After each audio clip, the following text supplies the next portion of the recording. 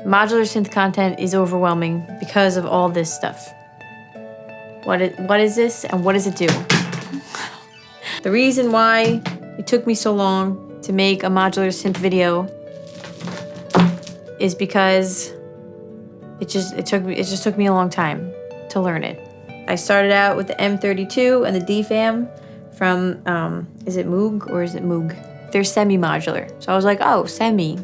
That sounds like a safe place to start. So I got the Sound Studio bundle.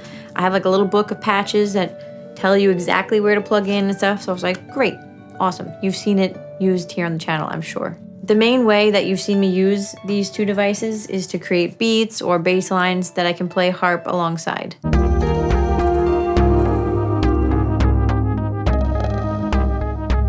So I've been doing that for a while, and it's been great, but I wanted to go full modular. So I did, okay? I did. That's my full modular setup, okay? It's daunting. These are my Rainbow Dreadbox modules. Oh, okay. Okay. So this is the granddaddy main modular setup. Here's my like 1 HP of blank space because I didn't use modular grid to plan this out. This is just me on the fly. I got a bunch of the stuff that I need and a bunch of the stuff that I just wanted. But I knew which ones I really wanted. So I wanted the DivKid Oct. I wanted the Wasp filter. I knew braids was always good because I've seen people use it. Russ over here really wanted the Misha and the Stoicheia. Where is that? Can't see from here. There, here, Stoicheia. And of course, I'm familiar with the Afterneath, so Earthquaker sent me this one. I needed ADSRs, I needed VCAs, and I also got some really cool board brain stuff. It's like building a building with all the bricks. You gotta choose the bricks you want. Well, they're usually all the same kind. No, you gotta choose each brick. Yeah, that was a fucking terrible analogy. I'm a performing artist, but sometimes performing live gives me the willies. I don't like orchestra stuff, but the great thing about modular is that once you set up your patches, one thing it can do really well is perform on its own. So you can kind of just sit back and relax, enjoy it. It doesn't get stage fright.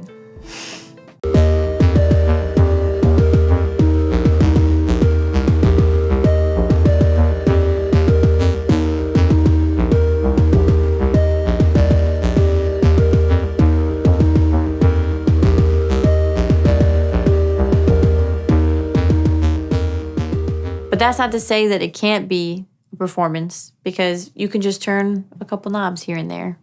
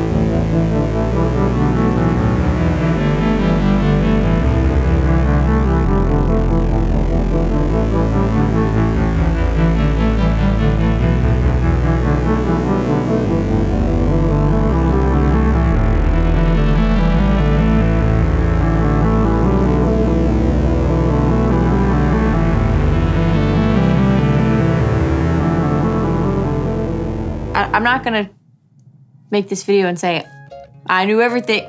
Look at this monster of a module. It was easy. I had to plan it out from the start.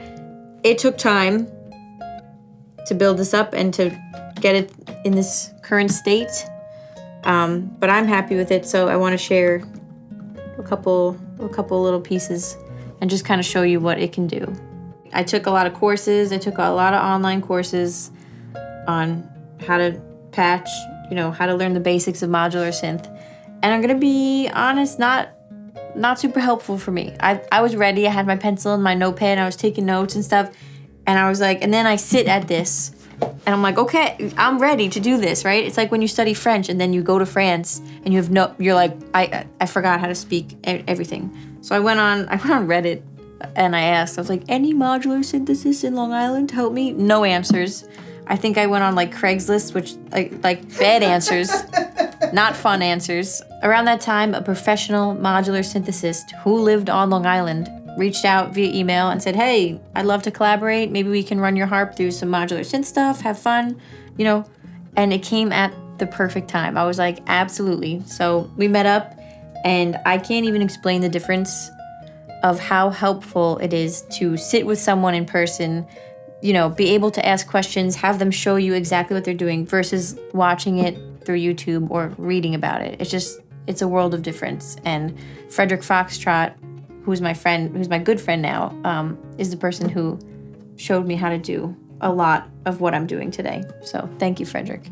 Another fun way to use modular synth is to invite your friends or your significant other or your dog to turn some knobs and play with you.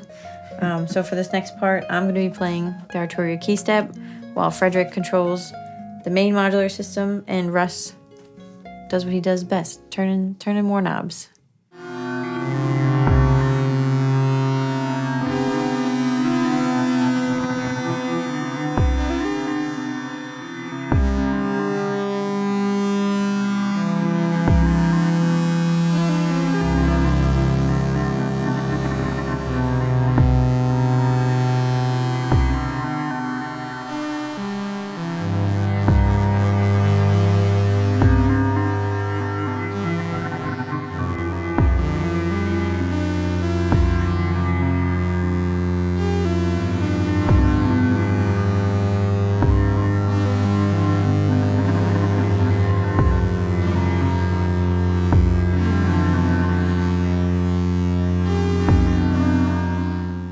To be transparent, because I know I'm going to get the comments that are like, oh, you're such a shill, Emily Shilkins, you got to be transparent. I bought these 4 modules here, and the rest of them were sent to me by companies or even some by viewers. If you're interested in modular synth and you want to start a modular setup of your own, Perfect Circuit has been a huge supporter of this channel, and they carry most of the modules and cases that you see here. So if you want to pick something up, I have a link in the video description below. They also carry all the rainbow spaghetti that you need to get started. Oh, and you can stack them too. Some of them are stackable. Time to address the elephant in the room, which is that modular synth can get pretty expensive, right? It adds up. But you can get affordable modules like the Dreadbox, which really sound good and are a great entry point for those of you looking to get into modular. Also, if you already have pedal effects, you can use something like the Board Brain Exchanger to combine your existing pedal collection with just a few modules. So my friend Frederick Foxtrot and I spent some time with the Dreadbox modules, and we found a really great way to use them is to connect them to a MIDI controller.